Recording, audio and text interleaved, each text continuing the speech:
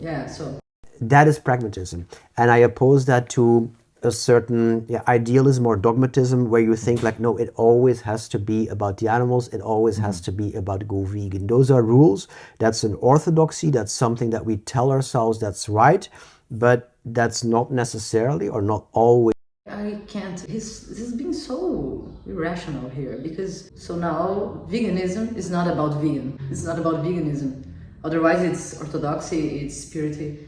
It's unbelievable. I've always been in for diversity. I love diversity. I'm an artist and I'm a very open-minded artist, but dude, we must have a common basis to talk to. If I call a table a chair, it's just illogical. If I call veganism something that it's not, if I call a social justice movement that the biggest group of oppressed individuals in history has ever had, I take their word and use it for anything else. How is that not insensitive? It really frustrates me because he seems like so many people that it's like they would stop only if animals themselves started speaking and said, get away from our movement, let our movement be. For fuck's sake, it's the only movement we had, and look at how much we need it, for our visibility. It's annoying. But that's not necessarily or not always effective. So flexibility over rigidity. So it's less, you're less. He calls corruption flexibility, and he calls consistency rigidity. About the kind of external ideas of this, and you're more concerned about the outcome of it. So for example, the ideas that may come with telling people to reduce it might end up making people think, well, I guess animal farming is okay in moderation. You're okay with that as long as they actually reduce, because the outcome is less animals are going to be bred into existence and killed. Yeah. If that makes sense. So I do care about the outcome most of all. If the result would be that like people think like, or people are going to eat less meat and think like that's okay, that's not ideal. But my theory of change is that if a lot of people do that, everything will change, because there will be more accepting of animal rights arguments, because they know there's nothing to sacrifice anymore, but they know they have good food. The whole conversation around it will change, maybe policy will change, and then I'm not afraid that they will stop there. I'm more afraid that they will never start. I'm more afraid that if we... Here's the thing about people who focus on their projections of future, of the consequences they project for building their strategy. They are, like most people in social movements in general, actually, they are obsessed with large-scale systems and organizations. And so he's like thinking, because more people reducing will be less animals being killed, more products. That's the oldest thing that's ever been said in this movement in the past decades. Like the first influencers were saying that, and to the last, like most of them support that. And he's thinking he's a pioneer to preach the same thing. And also the same thing that has always been said for the past decades and the past millennia, because the idea that you are eating less meat is hurting less animals and it's okay and fine. It's since thousands of years. That's a common thinking, and not only about animals, but a little bit of oppression here and there, like a bit of slapping kids, a bit of treating women badly, It's okay. I mean, we're all humans, right? We make mistakes. No, we shouldn't say it's okay. One thing is like to understand we make errors, and I don't think making mistakes is the problem. As long as you're learning, you're not failing. But if you're not learning, if you're not like looking at the evidence of decades, there has been billions of humans reducing their consumption of animal products through millennia. If they made any difference, we would see that difference now. And what we see, what is the evidence? More and more animals being exploited non-stop, through the roof, including all those decades now that since like the hippie movement and the Eastern culture coming to so many more vegetarians. Look at that, people. Please consider it. It's like right in front of your faces. People have been becoming vegetarians and ovo-lacto and even strict vegetarians for millennia. It didn't stop, it didn't even made tickles on the animal exploitation, you know, it went rampant, like it was nothing, not only no obstacles for it, like something giving it more strength, you know. And welfarism clearly does that, for instance, which is the same basic argument of reductionism. Do as best as possible, you know. You're gonna eat eggs, try exploiting hens in your backyard, you know. Don't pay them to be in cages. It's so mediocre. We wouldn't never ever say or approve a message like that if we were talking of oppression towards other humans. So, I mean, some people would, but many people I know that support those measures about other animals wouldn't support them about humans. So you should ask yourself, why you do that?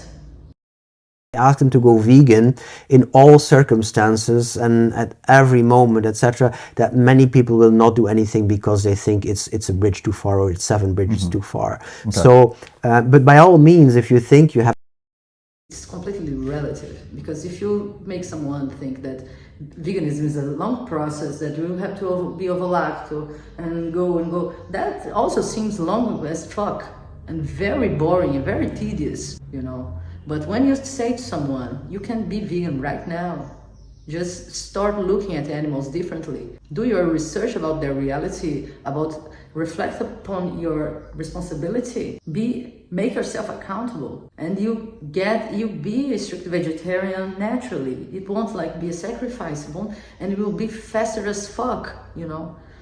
We should understand that we can't know how fast someone can turn vegan, and I've met people who turn vegan like that, but we can't know how many people we could do the switch really consistently and as fast as possible, way faster than most of us do or have done, because the message almost never is promoted in a consistent way, like with empathy, with connection to people, listening to them, but also saying to them there is right and wrong, and not being vegan is wrong, it would be like being oppressive towards anyone, right?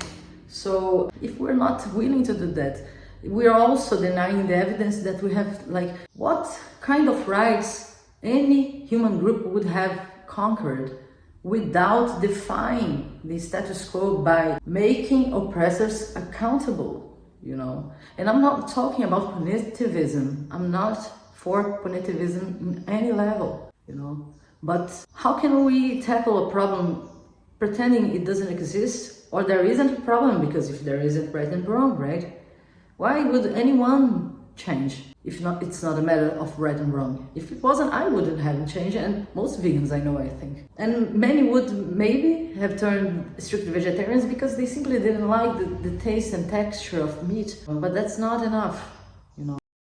An audience in front of you that's open to that message to go vegan for the animals, by all means use that. Okay. I'm just saying, don't assume that it's going to be the best and the only way in every circumstance. Okay. Yeah. And an important part of the theory of change in the book is that these motivations evolve, right? Right. And so somebody, in every talk, you don't have to say every time with any person you meet the same way. Sure, of course. Each conversation will be one, each person will be one. So you have to respect that, right? But you have to maintain a common ground, to not be a hypocrite, to not be someone who is trying to convince someone of something or trying to manipulate their behavior to start acting like you want to, and not promote solid education that can make that person awake, you know, and do their job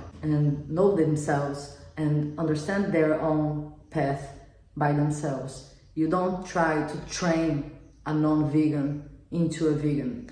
That's the problem when people understand veganism as a set of practices, you know. If it was, I would never be a vegan, because I've never been disciplined for dieting and stuff. I always liked eating healthy stuff, but I've always been a fierce animal abuser, like not only exploiter, but a real abuser. I really enjoyed eating meat and their flesh, their corpses, secretions. I use it to fish, I use it to ride horses. I loved using leather, you know, but when I clicked, when I had the switch, and many people feel that, it's like, and I do that to them. I am that monster to them. You have to have that realization to change the way you relate to them. And that is basic logic, people. For instance, if I am being a bit racist, you know, I have to acknowledge even that little bit of racism in me to stop being racist. I don't have to be a neo-Nazi to be a racist, right? Actually, everyone is pretty much taught to be a racist. So if you don't have a self-analysis, a critical thinking, and self-critic, you won't be a better person for other people. You won't see what you're doing wrong that you've been taught. And that's fundamental. Without that, we don't have any social change. It's impossible, you know. The theory of change in the book is that these motivations evolve, right? Right. And so in every talk I give, theoretical what he's saying. He's completely projecting. Someone's motivations will transform in others and evolve. What the fuck? It's so weird, you know, because he is full of projections, personal projections, and he's calling it pragmatic. I mean, it's like who here was originally or stepped originally into animal rights or into veganism for another reason than animals. Right. And there's always people who say like, for me it started when I had an allergy or because of this or because of that health reason, and they got into it by that path, by that door, but from there they evolved to appreciating concerns about animals.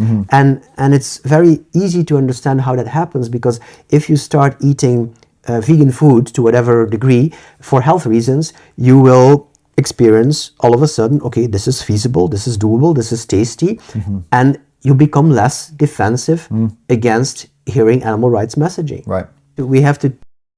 Man, you know, my experience that isn't reality at all. All the time about the diet.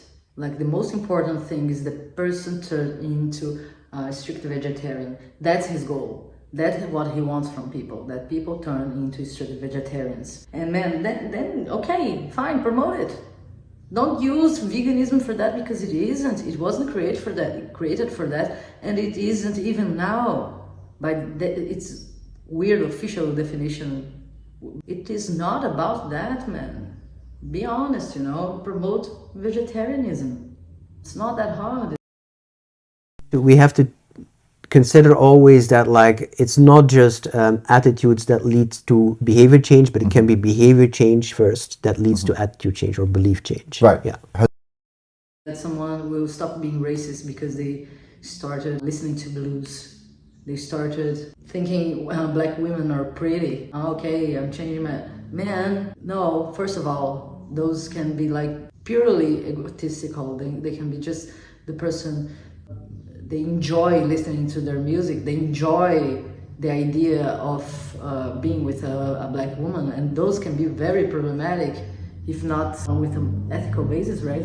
Without it, someone can even understand if they are like objectifying the black woman or objectifying the black musician.